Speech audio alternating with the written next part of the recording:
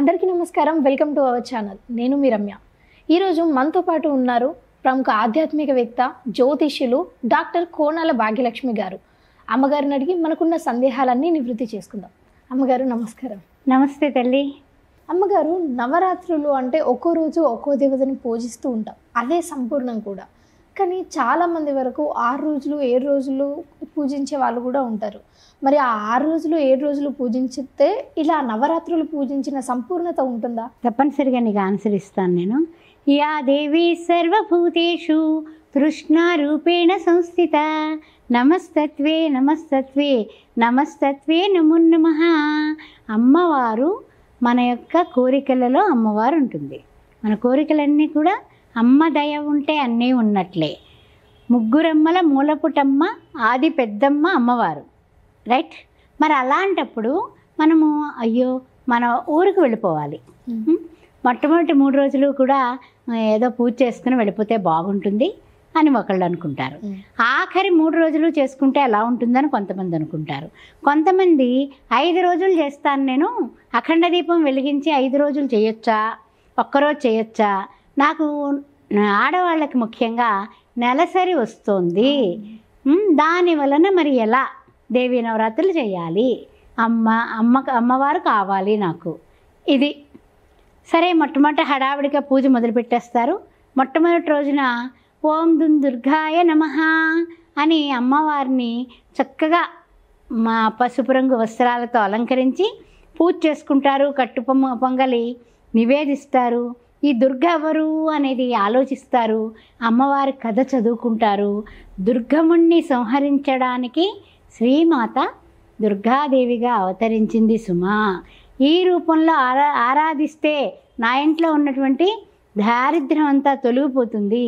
దారిద్ర్య నాశినిగా అమ్మవారు నా కష్టాలు, నా యొక్క బాధలు ఏం కావాలో అవి ఇచ్చేస్తుంది సుమా అని మొట్టమొదటి రోజు ఆవేశంగా పూజ చేసేసుకుంటారు. అంతా చాలా బాగుంది. అమ్మయ్య, నాకు ఈరోజు గడిచిపోయింది, బాగానే ఉంది అని అఖండ దీపం కూడా వెలిగించేస్తారు. 3 రోజులకి సరిపడా ముందు ఏంటంటే 4వ రోజున ఏమన్నా నెలసరి వస్తుందేమో అని ఆడవాళ్ళ భయం అనుకోండి. కాసేపు 3 రోజులకి సరిపడా చక్కగా ఒత్తేసుకుంటారు. మంచి మట్టి ప్రమిదలు 2 పెట్టుకుంటారు.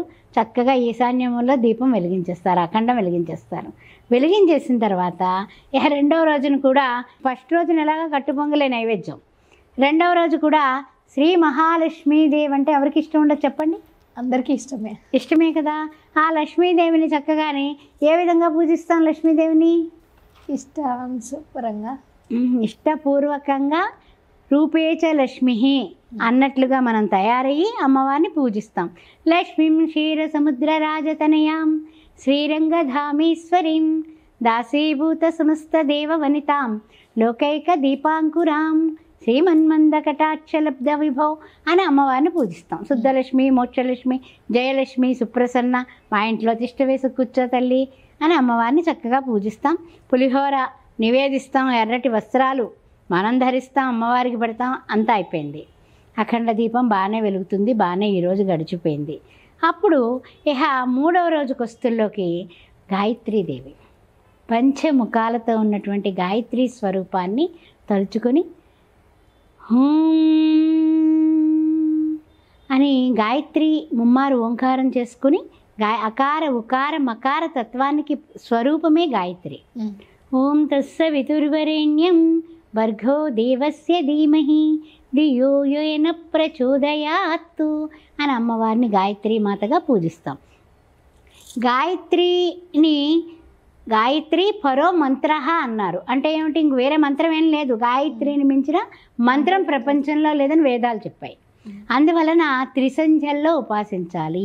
ఈ 3వ రోజు పూజ 3 పూట్ల చేయాలి. పొద్దున్న చేయాలి, మధ్యాహ్నం చేయాలి, సాయంత్రం చేయాలి. తప్పనిసరిగా చేయాలి. బాగా గుర్తుపెట్టుకోండి. 3 రోజులు చేసేవాళ్ళు, ఈ తొలి 3 రోజులు చేసేవాళ్ళకి బీ కేర్ఫుల్. ఈ 3 సార్లు 3వ రోజు చేయాల్సిందే. ఆ తర్వాత విద్యను, బుద్ధిని, జ్ఞానాన్ని ప్రచోదం చేస్తుంది ఈ గాయత్రి మాత.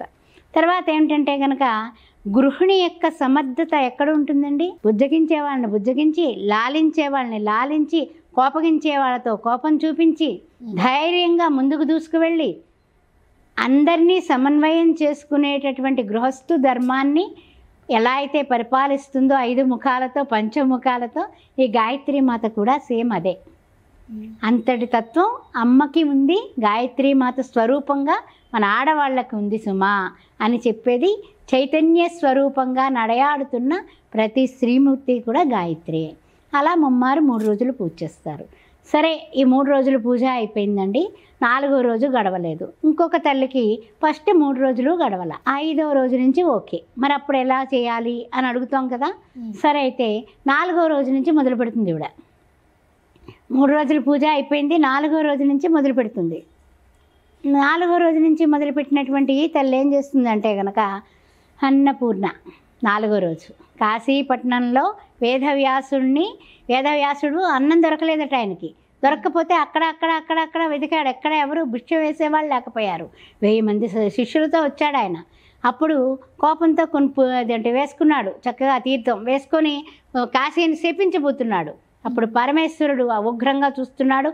పార్వతీమాత ఆగమని భర్తని గబగబా వచ్చి వెండి పీటలు వేసి బంగారు పళ్ళాలలో వేదవ్యాసులు వారి శిష్యకోటికి భోజనం పెట్టింది. అక్షయంబుగ కాశీ లోపల అన్నపూర్ణ భవానివై సాక్షి గణపతి కన్న తల్లివి సద్గుణావతి సాంభవి అని అమ్మవారిని ఆ రోజున పూజ చేసుకుని చక్కగా నివేదన చేయండి. మంచిగా ఆ యొక్క ఇప్పుడు కూడా వేదవ్యాసుని కాశీ వేరుగా ఉంటుంది, వ్యాస కాశీ అని వేరుగా ఉంటుంది. ఈ కాశీపట్నంలో నేను రానివ్వనన్నాడు శివుడు. ఇంతటి కథ ఉంది. అందువల్ల అన్నపూర్ణామాతని పూజించండి. ఇక 5వ రోజు వస్తుల్లోకి మనకి చాలామంది అంటూ ఉంటారు, ఏమని అంటే కనుక బాలా త్రిపుర సుందరిగా పూజ చేస్తూ ఉంటారు. ఎలాగా అంటే షోడశ విద్యలన్నీ కూడా ఈ అమ్మవారికే ఉన్నాయి. అలాంటి అంతఃకరణ శుద్ధి కావాలన్నా, మనస్సు బుద్ధి అహంకారము మనల్ని కంబళించకుండా ఉండాలంటే చిత్తము అనేవి మనము చక్కగా భగవంతుని వైపుకి మనస్సును తిప్పాలి. అలాంటి బాలా త్రిపుర సుందరిని మనం పూజించి 5వ రోజు మనం అంటే ఏమిటంటే కనుక ఈ అమ్మాయి 3 రోజులు చేసుకున్న అమ్మాయి ఓకే, ఈ 4వ రోజు నుంచి చేసే అమ్మాయి 5 రోజులు చివరి రోజులు చేద్దాం అనుకున్న వాళ్ళు, బాలా త్రిపుర సుందరి దగ్గర నుంచి 3 రోజులు చేద్దాం అనుకున్న వాళ్ళు కూడా 9 రోజులు అవుతాయి. అందువల్ల ఈ రోజున మొదలు పెట్టుకోవచ్చు. భండపుత్ర వధోద్యుక్త బాలా విక్రమ వందిత అన్నారు. అంటే ఏమిటి? 9 సంవత్సరాల వయసులో ఉన్నటువంటి బాల ఎన్ని రకాలుగా అయినా సరే యుద్ధంలో కూడా బాలగా కూడా ఆవిడ యుద్ధం చేసింది. అందువల్ల ఈ రోజున బాలగా అమ్మవారిని మనం పూజ చేస్తాం, కేసరి నైవేద్యం పెడతాం. ఆ తర్వాత 7వ రోజు వచ్చేసింది. కొంతమంది ఏం చేస్తారంటేనమ్మా 7, 8, 9 3 రోజులే చేసుకుంటారు చండీ హోమాల దగ్గర నుంచి. ఆ రోజు ఏం చేస్తారు? యా కుందేందు తుషార హార ధవళ యా శుభ్ర వస్త్రాన్విత యా వీణా వరదండ మండిత కర యా శ్వేత పద్మాసన యా బ్రహ్మాచ్యుత శంకర ప్రభుతుభిః దేవేంద్రు సదా వందిత సామం పాతు సరస్వతి భగవతి భారతి నిశేష షేఢ్యాపహ అనే అమ్మవారిని సరస్వతి రూపంలో తెల్లని వస్త్రాలతో పూజ చేస్తారు.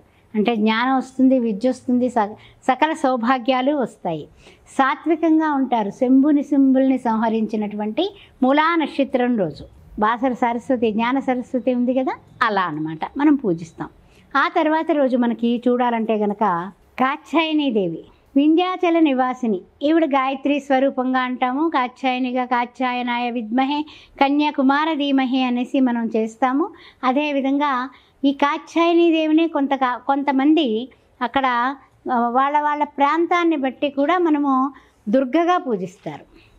అష్టమి చంద్ర విభ్రాజ సూత్ర శోభిత కందర అనేసి దుర్గగా పూజిస్తారు.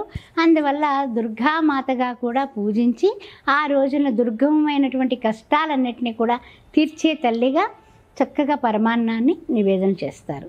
ఇక 9వ రోజు వస్తుల్లోకి మహిషాసుర మర్దిని, అయ్యగిరి నందిని నందిత మేదిని అని మనం పాటలు పాడుకుంటాం. చాలా రకాలుగా మనం అంటూ ఉంటాము.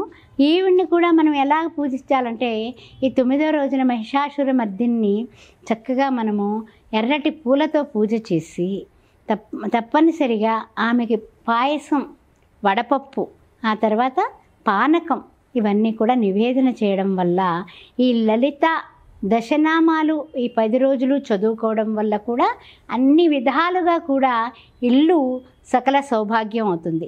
వివాహం లేని వాళ్ళకి వివాహం, విద్య లేని వాళ్ళకి విద్య, జ్ఞానం లేని వాళ్ళకి జ్ఞానం, ఆ జ్ఞాపక శక్తి లేని వాళ్ళకి మేధోశక్తి, ఆ తర్వాత ఇంకా చెప్పాలంటే కనుక ఉద్యోగం లేని వాళ్ళకి ఉద్యోగం, ఇవన్నీ కూడా సంప్రాప్తించే ధన కటాక్షం కలిగించే తల్లి కాబట్టి 10 దశనామాలు ఒక్కసారి చెప్పుకొని ముగించేద్దాం. గంగా, భవానీ, గాయత్రి, కాళీ, లక్ష్మి, సరస్వతి, రాజరాజేశ్వరి, బాల, శ్యామల, లలితా దశ అని అమ్మవారిని మనం పూజించుకొని సేవించుకోవడమే ఈ యొక్క 9 రోజుల్లో ఉన్నటువంటి 3 రోజులు చేసుకోండి, 5 రోజులు చేసుకోండి, 9 రోజులు చేసుకోండి, చక్కగా చేసుకోండి. అమ్మవారిని పూజించండి, తరించండి.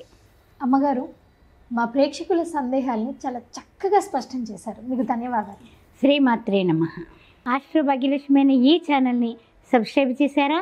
చేయకపోతే వెంటనే చేయండి. అంతేకాకుండా ఏమైనా జాతక చక్రాలు వేయాలన్నా, పొంతనలు చూడాలన్నా, లేకపోతే ఏదైనా సెషన్కి మీ ముహూర్తాలు పెట్టాలన్నా, ఏదైనా గృహారంభ, గృహప్రవేశ, వివాహాది శుభకార్యాలకి, ముహూర్తాలకి నన్ను సంప్రదించవచ్చు. 9866044439. అంతేకాకుండా ముఖ్యంగా 17 సంవత్సరాలుగా శ్రీ సౌభాగ్య మ్యారేజ్ బ్యూరో నడిపిస్తూ ఉన్నాము. అందువలన హిందువులైతే చాలు, అన్ని వర్ణాల వాళ్ళు కూడా సంప్రదించవచ్చు. శ్రీమాత్రే నమః.